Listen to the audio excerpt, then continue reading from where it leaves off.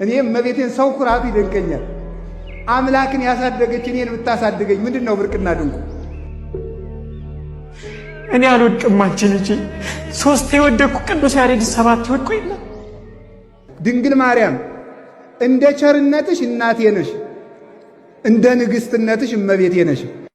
እመቤቴ ብዬ ስምሽን መጥራቴ ቢራቆትብኝ ነው ባዶ ቢሆን ቤቴ።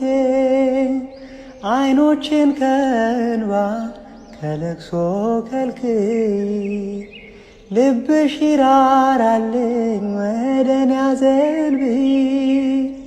ስምሽን ለልጅ ልጅ እነግራለሁ እናቴ በምልጃሽ ሰውኛለሁ። እመቤቴ ስልሽ ነይልኝ